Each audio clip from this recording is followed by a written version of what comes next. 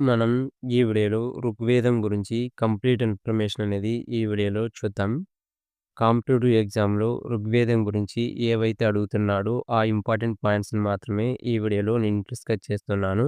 నేను 2, 3 బుక్స్ అనేది రిఫర్ చేసి ఋగ్వేదంలో కాంపిటీటివ్ ఎగ్జామ్‌లో ఏ విధంగా అడుగుతున్నాడో ఎక్కువగా అడిగే ఇంపార్టెంట్ పాయింట్స్ అనేది దాదాపు ఈ వీడియోలో కవర్ చేయబోతున్నాను.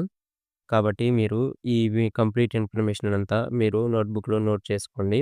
ఫస్ట్ ఈ వీడియో వినండి. లాస్ట్‌లో నేను అన్ని విషయాలు కూడా స్క్రీన్ పైన డిస్‌ప్లే చేస్తాను. అప్పుడు మీరు ఒక్కొక్కటిగా రాసుకుందరు. వీడియోలోకి వెళ్ళే ముందు లైక్ చేయండి. ఫస్ట్ వచ్చేసి మనకు ఋగ్వేదం. ఋగ్వేదం అనేది క్రీస్తు పూర్వం 1500 నుంచి 1000 మధ్య కాలంలో ఉన్నది. కాబట్టి ఇది తొలి వేద కాలానికి సంబంధించింది. ఋగ్వేదం అనేది ప్రపంచంలోనే ఇది ప్రాచీనమైనది. అలాగే దీంట్లో ఫస్ట్ వచ్చేసి 1017 శ్లోకాలున్నాయి. తర్వాత దీనికి 11 యాడ్ చేయడం వలన ప్రస్తుతం వచ్చేసి 1028 శ్లోకాలు 10 మండలాలుగా ఉన్నాయి. ఈ శ్లోకాలని మనము రుక్కులని కూడా పిలుస్తారు. ఋగ్వేదంలో ఈ శ్లోకాలను పఠించే వ్యక్తిని హోత్రి అని పిలుస్తారు.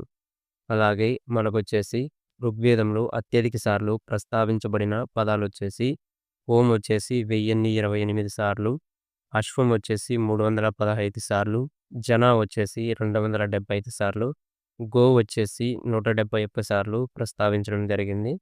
అలాగే మనకు మూడవ మండలంలో పవిత్రమైన గాయత్రి మంత్రం, అదేవిధంగా ఏడవ మండలంలో దశరాజ గణయుద్ధం, అదేవిధంగా తొమ్మిదవ మండలంలో సోమదేవుని ప్రార్థన గురించి, అదేవిధంగా 10వ మండలంలో వర్ణ వ్యవస్థ, విశ్వజననం గురించి తెలిపే పురుష సూక్తం కలదు. మనకు ఋగ్వేదంలో అత్యధికంగా ప్రస్తావించబడిన నదొచ్చేసి సరస్వతి నది.